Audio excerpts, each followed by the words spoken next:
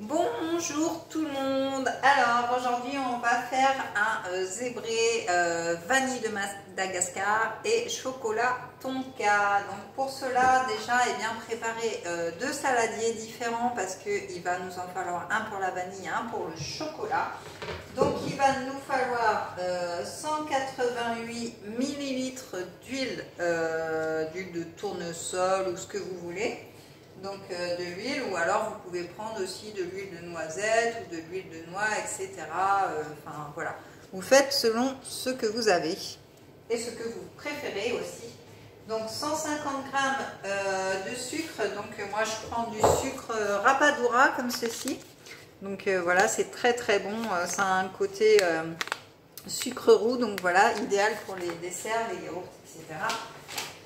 Donc le sucre, 75 ml de lait. Alors le lait c'est pareil, vous pouvez prendre du lait demi-écrémé, du lait entier, du lait de soja, du lait d'amande, enfin voilà, suivant ce que vous consommez vous. Ensuite 225 g de farine, on ne voit pas bien, voilà, 225 g. Ensuite une cuillère à café et demi de levure chimique, hein, tout simplement, vous en trouvez dans toutes les grandes surfaces. 19 g de cacao en poudre comme cela. Donc moi j'ai pris du Van Houten parce que c'est du bon cacao. Et puis une demi-fève de tonka. Donc les fèves de tonka, voilà, ça se présente comme ceci. Donc vous pouvez en retrouver sur ma boutique en ligne, ainsi que le sucre rapadura que je vous ai montré tout à l'heure. Il y a d'ailleurs plein de sucres différents, vous irez voir. Donc la demi-fève de tonka râpée. Donc moi j'utilise une râpe comme ceci. Et puis je râpe tout simplement la fève de tonka avec. Donc là je l'ai déjà préparée. Ensuite, alors il faut soit une demi-gousse de vanille et avec une demi-cuillère à café de vanille liquide, ou alors moi j'utilise tout simplement la vanille en poudre qui vient de Madagascar de chez OP Délices, donc que vous pouvez aussi retrouver sur la boutique. Donc bien évidemment, qui dit gâteau dit œuf, donc 3 œufs. Désolée Laetitia, je sais que tu es allergique aux œufs. Après, il y a des alternatives aux œufs. Hein. J'essaierai de mettre un post là-dessus justement. Et puis du sel, une pincée de sel, hein, comme dans tous les gâteaux. Donc là, j'ai décidé de mettre du sel aux agrumes. Comme ça va ramener une petite touche d'agrumes en plus. Donc voilà, donc on va commencer par fouetter les œufs avec le sucre. Donc on va casser nos 3 œufs. Alors c'est une recette simple, hein, comme d'habitude, mais avec de bons ingrédients, on fait des miracles. Hop.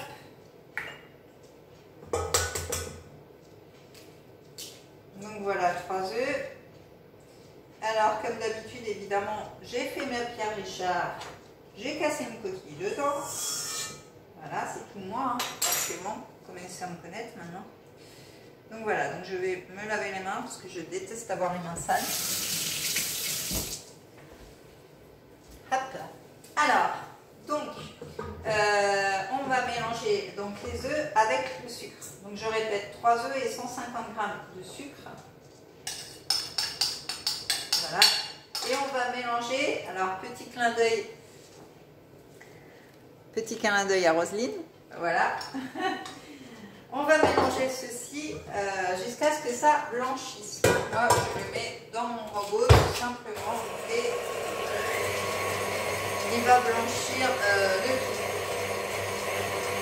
Donc, pendant ce temps-là, je vais ranger mes coquilles d'œufs. Tu descends, Loulou? Bon, j'ai mon chat qui est sur mon petit pot où je fais le compost. Donc, je ne vais pas le déranger parce que sinon, il va venir sur la vidéo. Alors,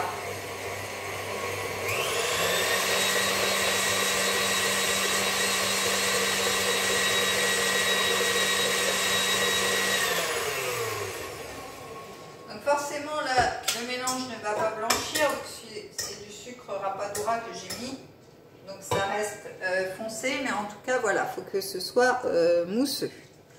Donc voilà, donc nos œufs sont blanchis avec le sucre. Donc on va rajouter l'huile. Donc l'huile, comme je vous disais tout à l'heure, c'est 180 ml. Alors les dosages que je vous donne là, c'est pour 6 personnes. Après, vous pouvez faire moins ou plus comme vous le voulez. Il suffit de multiplier. Donc voilà. Et puis notre lait. Donc le lait, on a dit 75 ml. Donc pareil pour 6 personnes. Donc on va remélanger tout ça.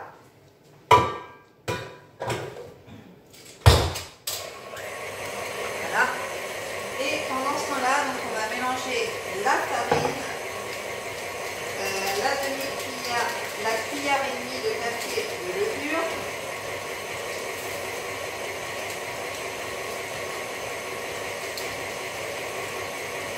donc une cuillère et demie, et puis notre pincée de sel. Donc pareil, sur la boutique, vous avez plein de sel. Alors celui-là, il est idéal aussi pour les poissons, ceux qui aiment les agrumes sur les poissons.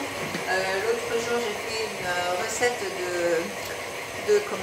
de sauce au yuzu. Et yuzu et je sais plus ce que j'ai mis dedans. Enfin voilà, vous trouverez la recette justement sur mon YouTube. Mais du coup, après, j'avais rajouté du sel aux agrumes et c'est vraiment très très bon. Après, vous pouvez juste le saupoudrer sur votre poisson aussi, hein, pas besoin de faire forcément de crème. Donc voilà, une pincée, c'est vraiment très léger, hein, c'est un gâteau, c'est pas non plus un peu salé. Donc on va aller mélanger ceci, voilà, et on va l'ajouter tout simplement à notre mélange, œufs, huile, etc. Donc je vais arrêter le robot le temps de mettre dedans. Voilà, et on va mélanger le tout. Pendant ce temps-là, on va ranger un petit peu notre levure. Voilà, c'est bien de ranger au fur et à mesure, comme ça, quand vous avez terminé votre cuisine, eh bien, il ne reste plus de bordel. Vous pourrez rester poli. Hop. Et quand on a un robot, c'est vrai que c'est pratique parce que du coup, on peut faire autre chose en même temps. Donc voilà, je me relave les mains, comme d'habitude. Et donc là, notre pâte, elle est pas mal.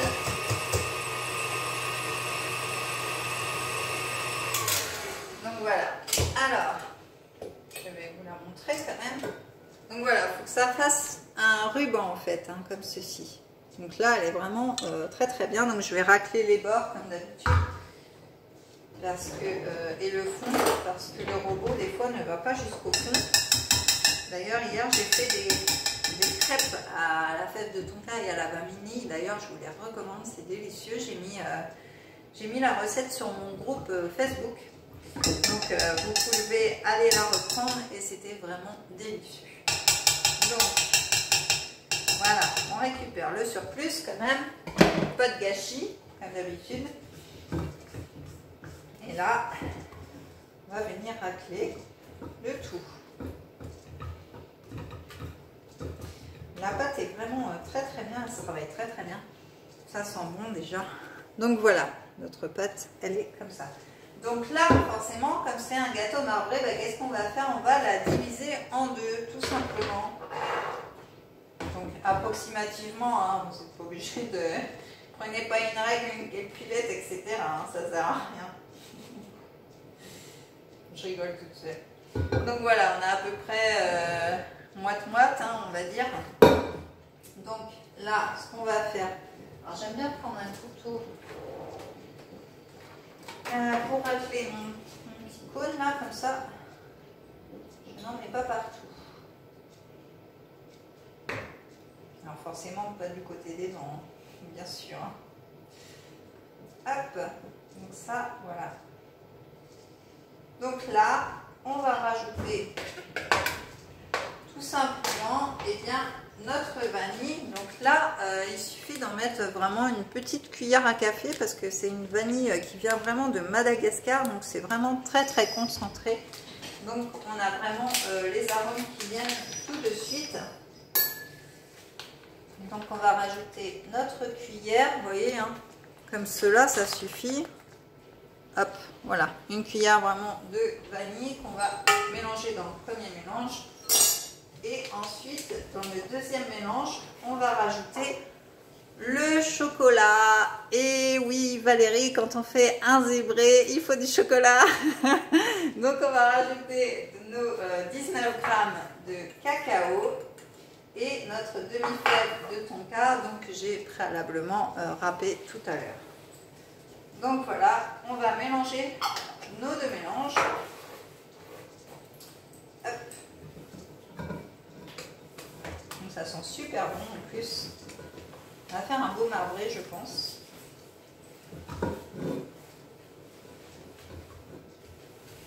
Hop.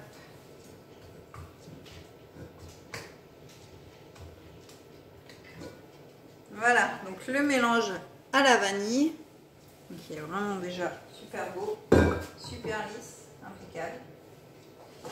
Hop. Je vais reprendre ma poigne de couteau.